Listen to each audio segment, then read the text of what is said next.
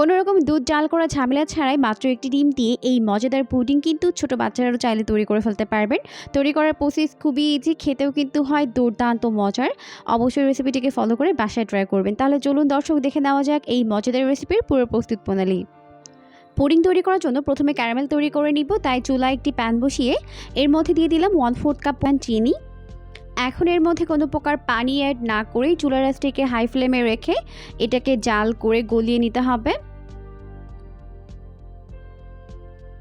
তো জাল করতে করতে যখন চিনিগুলো ভালোভাবে গলে মিশে যাবে তখন চুলার আঁচটিকে কমিয়ে দিতে হবে, তাহলে দেখা যাবে ক্যারামেলের মধ্যে অনেক বেশি কালার এসে যাবে, সেটা কিন্তু খেতে তিতা লাগবে। তাই এই পর্যায়ে এটাকে চুলা থেকে নামিয়ে নিতে হবে। পুডিংটিকে যেই পাত্রে আমরা সেট করব ওর মধ্যে আমি এটাকে নিয়ে নিলাম। আপনারা এখানে অন্য যে কোনো পাত্র ব্যবহার করতে পারবেন। এরপর সম্পূর্ণ মিশ্রণটিকে ঢেলে দেওয়ার পর এটাকে একটি সাইডে রেখে দিচ্ছি। এখন আমি এখানে একটি বোল নিয়েছি আর এই বোলের মধ্যে নিয়ে নিচ্ছি 1/2 কাপ পরিমাণ গুঁড়া দুধ। 1/2 কাপ দুধের মধ্যে আমি দিয়ে দিব 1.5 কাপ পরিমাণ গরম পানি।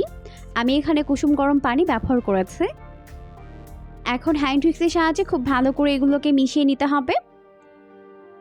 আর এই কাজটি খুবই দ্রুত করতে হবে যাতে করে এর মধ্যে কোনো লাম্পস ক্রিয়েট না হয়। এখানে কিন্তু খুব বেশি গরম পানি দেওয়া যাবে না, তাহলে কিন্তু দলা পেকে যেতে পারে মিশ্রণটি। তাই কুসুম গরম পানি এখানে দিতে হবে।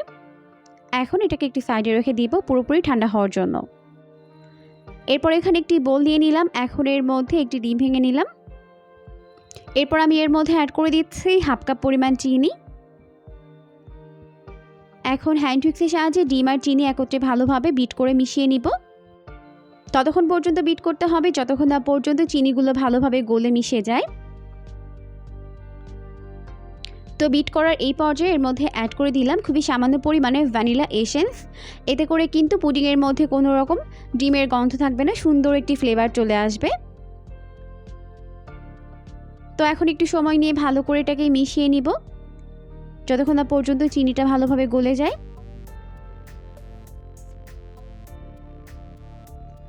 তো বিট করতে করতে এই পর্যায়ে চিনি কিন্তু খুব ভালোভাবে গলে মিশে গেছে।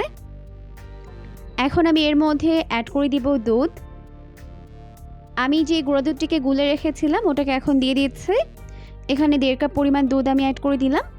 তবে যাদের পুডিং ঠিক হয় না, অনেক সময় দেখা যায় ভেঙে যায়, তারা কিন্তু চাইলে এখানে 2টা ডিম কিংবা 3টে ডিমও অ্যাড করতে পারবেন। এতে করে যারা নতুন নতুন পুডিং তৈরি করছেন তারা কিন্তু একদম পারফেক্টভাবে পুডিংটিকে তৈরি করে নিতে পারবেন। তো এখন এই মিশ্রণটিকে ভালো করে মিশিয়ে নিলাম। মিশিয়ে নেওয়ার পর আমরা যে বাটির মধ্যে ক্যারামেলটাকে সেট করেছি ওর মধ্যে এখন এটাকে এইভাবে ছেঁকে নিচ্ছি।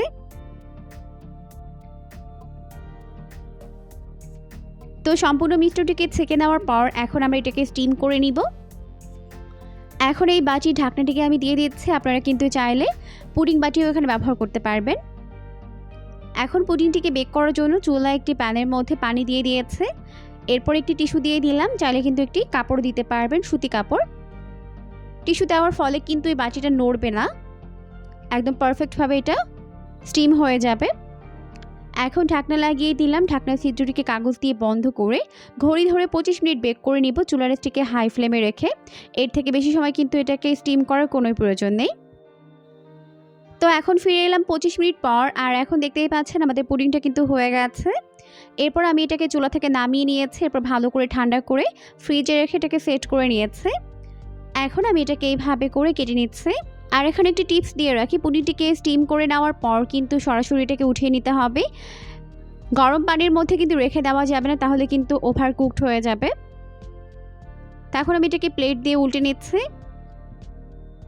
দেখতেই পাচ্ছেন মাশাআল্লাহ লুকটা কত বেশি ইয়ামি হয়েছে। এখন আপনাদের সাথে কেটে শেয়ার করছি। দেখতে একটি ডিমের পুডিং কিন্তু অনেক বেশি পারফেক্ট হয়েছে। দুধ জাল করা ঝামেলা ছাড়াই গুঁড়া দুধ দিয়ে মজাদার এই পুডিংটিকে খুব সহজে বানিয়ে ফেলতে পারবেন। খেতে কিন্তু দারুণ মজার হয়েছে। অবশ্যই রেসিপিটিকে ফলো করে বাসায় ট্রাই করবেন। যারা আমার মতো মিষ্টি খেতে পছন্দ করেন তারা কিন্তু এই রেসিপিটিকে একদম মিস করবেন না। সহজে আর ঝটপট এরকমই একটি মিষ্টি ডেজার্ট কিন্তু তৈরি করে নেওয়া যায়। আশা করছি রেসিপিটি ভালো লেগেছে। ভালো লাগলে অবশ্যই বাসায় ট্রাই করবেন। পরবর্তী ভিডিও দেখার আমন্ত্রণ জানিয়ে আজকের মতো এখানেই বিদায় নিচ্ছি। আর হ্যাঁ, এরকমই আরও নতুন রেসিপি পেতে অবশ্যই পেজটিকে ফলো দিয়ে রাখবেন। আজকের মতো তাহলে বিদায় নিচ্ছি। সবাই অনেক বেশি ভালো থাকবেন। আল্লাহ হাফিজ।